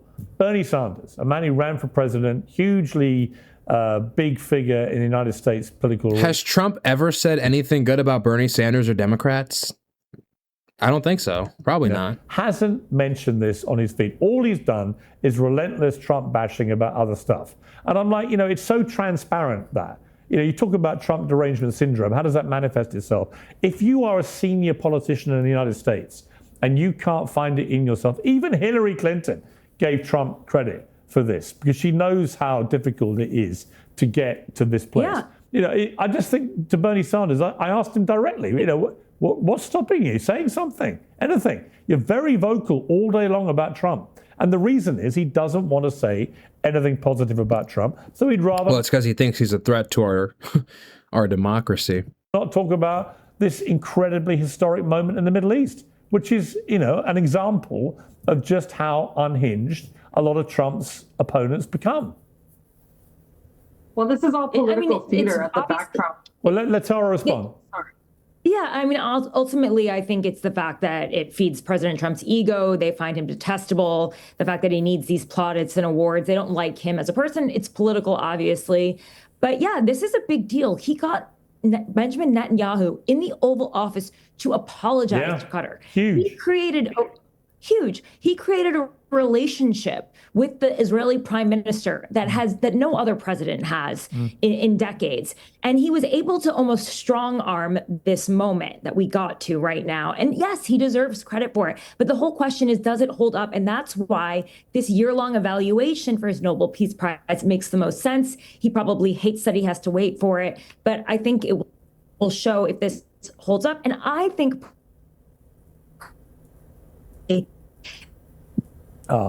We slightly lost you there, Tara. Sorry, Tara, we lost you just for a couple of seconds there. On this issue, and that they're... Tara, just repeat your last point because you were frozen. Oh, yeah. I'll just finish on this last point if I have... Yeah, my last point is that I hope... She's got that McDonald's Wi-Fi. She's got that cricket. It will take for them to decide... That's that cricket internet. We'll keep him fixed on the Middle East and will not just be something he can check off and, say, I did this, that it will make sure that there's actual follow through on this 20-point plan. Yeah, Brandon, do you feel there's a double standard when it comes to giving... Of course he does. This kind of thing? Yes. 1,000%. Oh, 1,000%. Yes, yes. I want to live there. Yeah, 100%. These people, like for me, if there was a Democrat that negotiated this, I don't care how much I don't like these Democrats. I'd be like, this is great, man. That's a win. If Barack Obama does something good, that was great. I like when he do things well. It's our country. So I'm hoping that he gets victories. But you look at it. Look at what happened, Piers. You see people that Trump has negotiated peace, the ones who claim it was a genocide and their babies are dying, he's gotten it to stop, and they won't even celebrate that because they hate him so much. This should be a celebration, at least in part. Donald Trump is not God. It's not necessarily because they hate him so much. It's because we know the realities on the ground and we know the challenges that are still lying up ahead and that there's much still to be resolved. It's like these people want us to like get on our knees and say, oh, hail President Trump. Oh, hail President Trump. Thank you, President Trump. Thank you so much for ending the... And it's like he hasn't even ended the conflict yet. These people are absolutely brainwashed. It's like they expect everybody to be just as brainwashed as they are. And if you're not, it's because you hate Trump. No, I just think you might have an unhealthy obsession with one man, actually. And to be honest, the only threat of this backfiring is from the Palestinians and from Hamas. It's not like Israel's going to go back on it. They're... Boom, ding. You guys hear that? Another $7,000. Oh, yeah. Another 7,000 shekels, actually. Not shekels. 7,000 shekels for Mr. Officer Shekels right here. They're going to do another terrorist from the Palestinians and from Hamas. The only threat is from the Palestinians, right? Like, didn't Israel kill 6 people today already? After the ceasefire was already in place, but sure. Hamas, it's not like Israel's going to go back on it. They're going to do. Don't they have two people in the government who are holding together a coalition that is threatened to collapse the government if they ended the war with Hamas a couple months ago? Smotrich and Gavir, but apparently the only threat is from the Palestinians. Okay. The terrorist attack is the fear.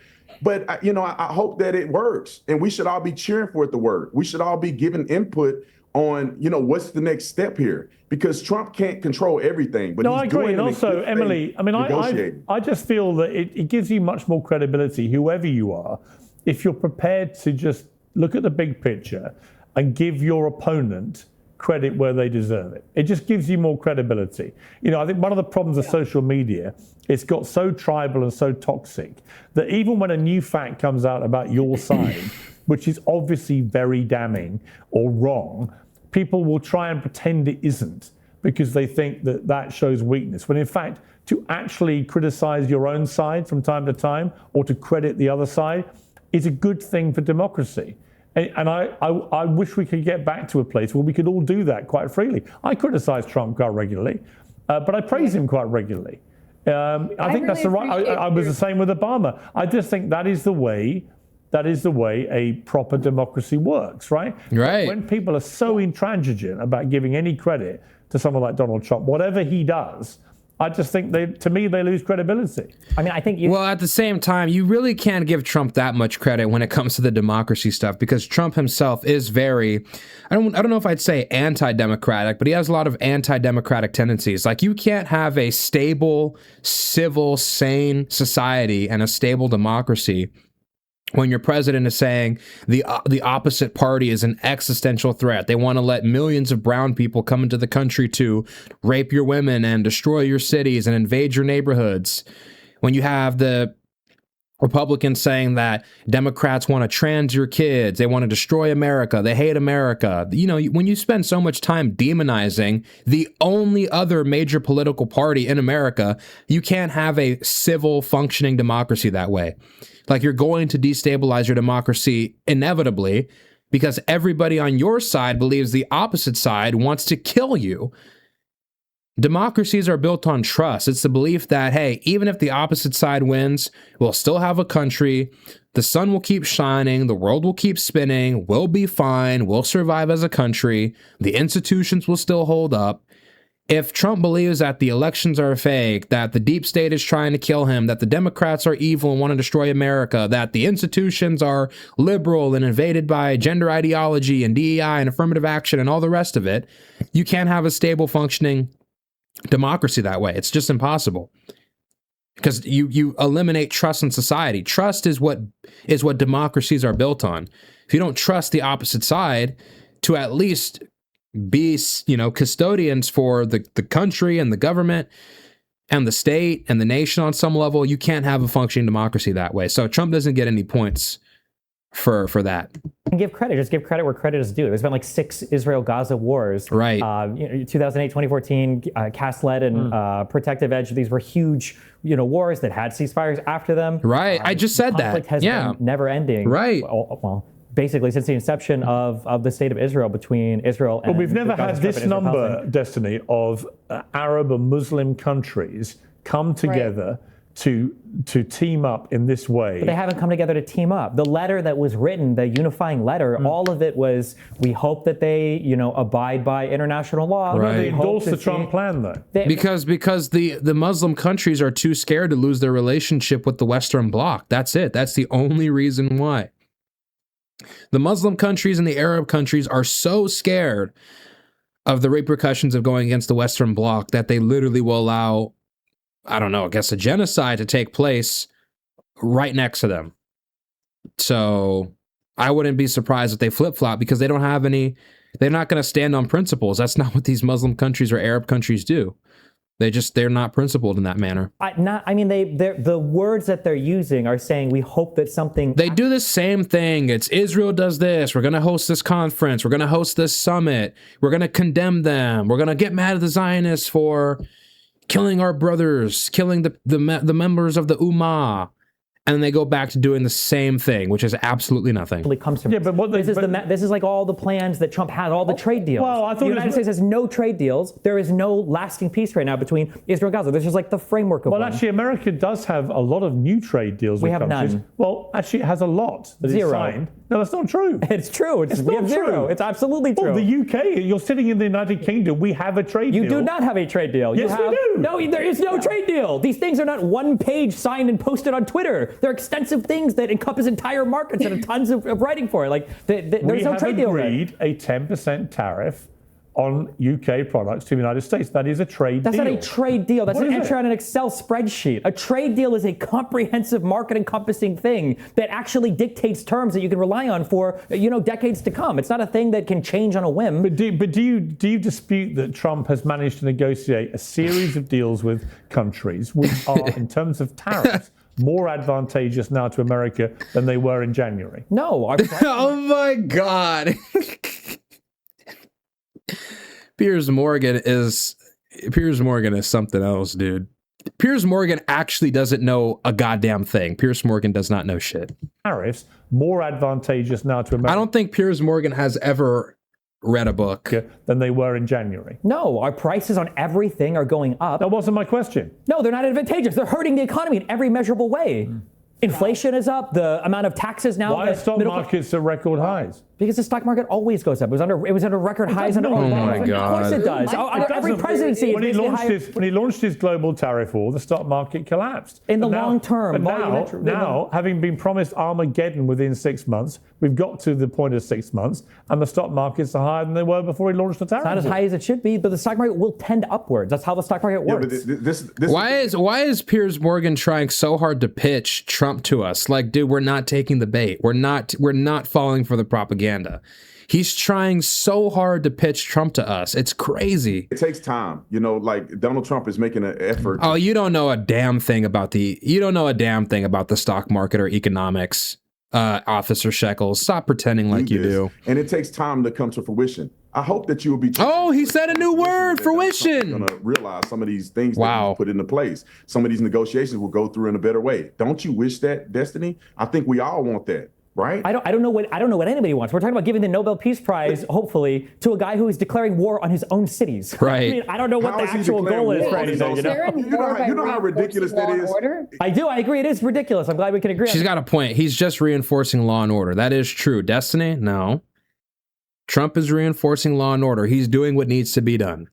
You know what's interesting? He's going to go to war with Chicago. You know what's interesting? I was watching Don Lemon. I was watching the Citizen Journalist Don Lemon out with his microphone. That's the first thing Officer Shekels has said that I agree with. You got to stop crime in Chicago.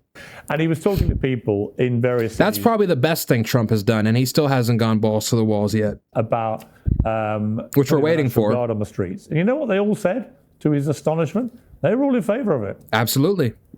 I would be too if my city was overrun by crime and gangs right, yeah, and murders. 100%. Yeah, if you feel the police is under resourced, because the police can't do anything in Chicago, they're incompetent and ineffective, and is not protecting you, then I think people actually have rather liked the visibility of members of a National Guard. Yep, 100%. Yep. You know, people can call it the militarization, the creeping fascism, all these things, or they could actually ask the people that live in those places, how do you feel about having some National Guard people on? Like they're acting as if these National Guard or military, servicemen and women are like going in SWAT team style, like FBI, open up, like kicking through the door, open firing on regular American citizens. That's not what's happening. Street. They actually feel comforted by the visibility. They're enforcing the law that the police won't enforce effectively. Of National Guard on their streets. So maybe the only people who don't like law enforcement are criminals. That's the reality. Right. Military These are just politicians that are running their mouth. Just like Black Lives Matter when they want to defund the police. You ask people that live in the hood, they love the police. They want the police there. They get sick of their kids getting shot in the middle of the street. So most people, go to Chicago. Go to DC. Remember when they were protesting DC? A bunch of white people. The majority of DC population is black. None of the black people are out there protesting. It's a bunch of leftist nut jobs and politicians who are pushing this agenda. Most people want to be safe. The property value. Look, I agree with what Officer Shekels is saying, but he's just so inarticulate that it's just like unbearable to listen to him. It's just crazy. I'm sorry. Goes up when it's safe. Stores come into the community. The economy is boosted. Your schools are better. No person on earth want crime to be rampant in their cities. Okay. And when their politicians do nothing, then Trump has to step in. All right, let me give the last word to Nadine. How do you see things in the next 2-3 years in Gaza, in the West Bank, in that region?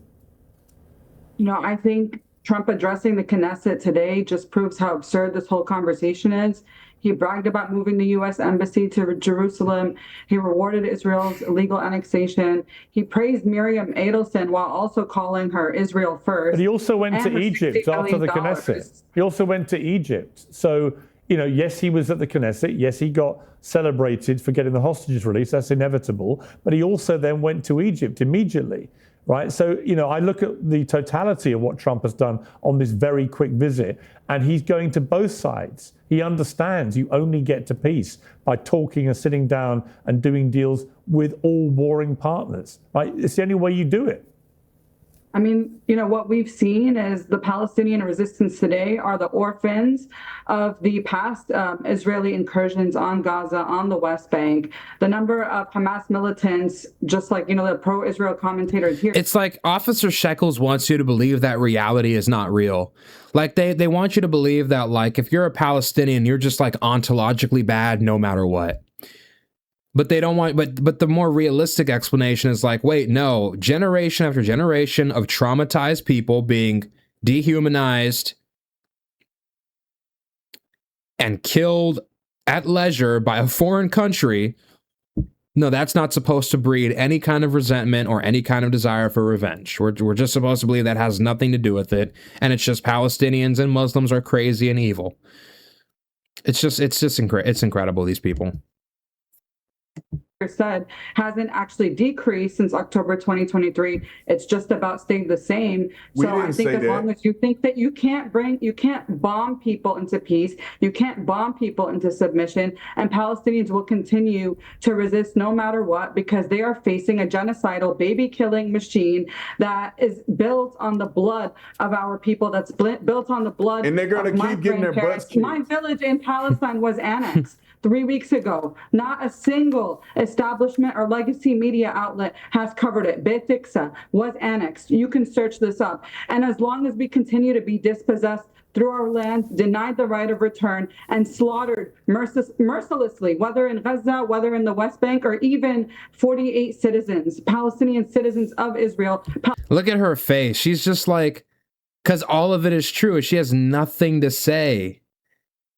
Look at her face, and everything she's saying is true. Palestinians are only going to continue to fight that. Look at her face. And they're going to keep getting their butts whooped. Human nature. That is just human nature. Yeah, Officer Shekels is just dumb. Just don't listen to what Officer Shekels said. But look at her face. Incredible. All right, we will see. I'm sorry, before we go, Piers, I want to remind you that you had Nardine and I on right after October 7th. I remember, yeah. Off the bat, you asked her, do you condemn October 7th? She said no. Look, they have to derail. It's not even relevant. It's she's bringing up something completely irrelevant to everything she just said. She talked about how they need to continue to resist, how they just annexed her family's house in the West Bank, how the status quo hasn't changed, and she completely brings up something irrelevant from 2 years ago. That's what they do. It's just ding, another $7,000. That's what they do. Seeing each other again face to face, Nardine. I was in second grade when 9/11 happened. You are a pro-Israel hack. You have nothing going for you. $7,000. Larry Ellison can buy TikTok. Nardine, they can you buy are not CBS. pro-Palestine. You are pro-Hamas. Because when Hamas is slaughtering when Hamas is slaughtering all the Gazans right now, you're silent. That's right. Hamas is killing Palestinians right now, and you are silent. $7,000. Okay, what can I just say? $7,000. It's good to see. It's good to see the time. It's good. Go burn things in Time out.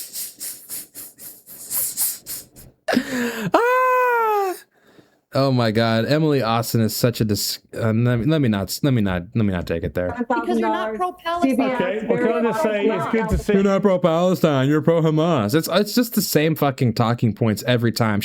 They haven't said anything different, anything of substance. It's just the same talking points. Leaflets, human shields. You're pro-Hamas. You're this. You're that. It's just the same shit. Nothing different.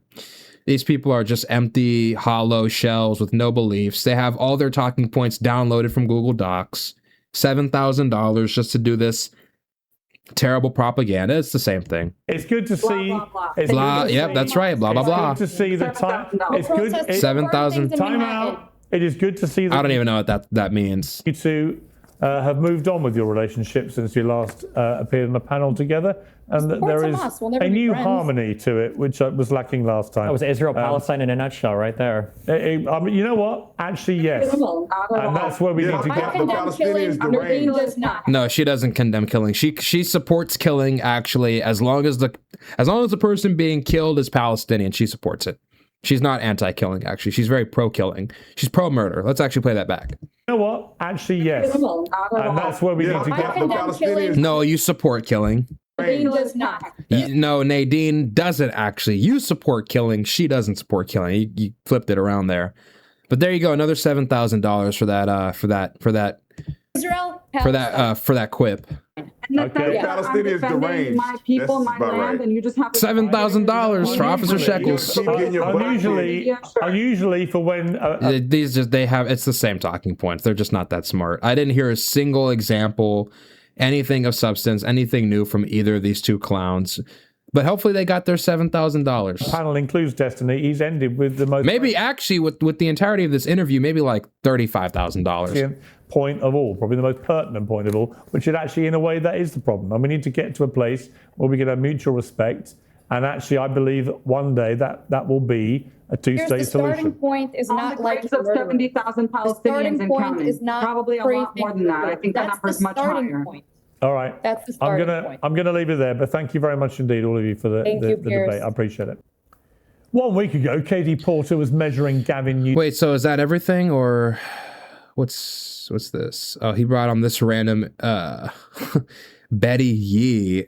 Oh Lord, who is this? Okay, she's Asian. I thought Betty Yee. Interesting. Yeah, no, we're not watching that. Not interested. All right, let's go back. Interesting. Okay. What to say about that? Oh, fascinating, huh? Fascinating. I mean, at the end of the day, right, I have no problem with giving Trump his credit. I mean, Trump deserves whatever credit he gets if he can bring this conflict to an end. Obviously, that goes without saying. But at the end of the day, there's still so many fundamental problems. First off, now that the hostages have been released, you have to go and actually find all the deceased hostages. So all the living hostages have been turned back over to Israel. They've given back 4 of the deceased hostages. There's still 24 hostages that have not been turned over to Israel. They've not been given back. So there's 24 hostages left. And the fundamental problem with that is, well, many of those hostages are buried under tons of concrete, literally tons, thousands of pounds worth of concrete. So how do you even recover those hostages? How do you even find them? The other problem is Israel controls 52% of the Gaza Strip. Which if you do a coin flip, half of the deceased hostages are probably on Israel's side of the border. Hamas can't go there. Or Israel's side of the strip. Hamas can't go there. On top of that, Israel has destroyed virtually every hospital in Gaza. And all of those hospitals are what's used for forensics to identify deceased Israelis, to identify deceased Palestinians, so that they can actually match them to whatever family they belong to. So that's another major problem. And then lastly, a lot of these hostages were being stored under tunnels. And if Israel has destroyed and collapsed virtually every tunnel in Gaza, a lot of these people are probably decomposed. A lot of these hostages might be unrecognizable. So there's fundamental problems with returning all the deceased hostages. That's number one. And they're just going to use it as a pretext to prevent aid from getting into the Gaza Strip, which is going to create more conflict, more instability, more destabilization, which could kick off or promote a terrorist attack or some kind of retributive action. So that's another huge problem, all right? That in and of itself. Then you have the fact that we don't know if Hamas is going to disarm. How is that going to happen? How is Hamas supposed to just operate on good faith? How is Hamas supposed to just expect that Israel is going to stop occupying Gaza, respect the sovereignty of the Gaza Strip? How are we supposed to expect that Israel is not going to kill or attack any of the former Hamas operatives after they've been granted amnesty, after they've disarmed themselves? There's no legally binding way to prevent Israel from doing any of those things. It's all just on good faith, which doesn't make any sense if you're Hamas. Why would you have any good faith in Israel? During the Oslo peace process, they increased the number of settlements in the West Bank. And still to this day, we don't have a Palestinian state.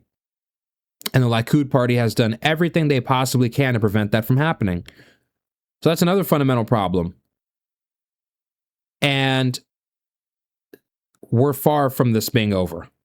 Far from this being over. So I'll give credit to Trump once this whole situation is resolved, once there's a Palestinian state, once Palestinians get some form of sovereignty. But until that happens, let's not be premature. Let's not rush into this. That's all I'm saying. But anyways, hope you guys enjoyed that video. That was a lot of propaganda.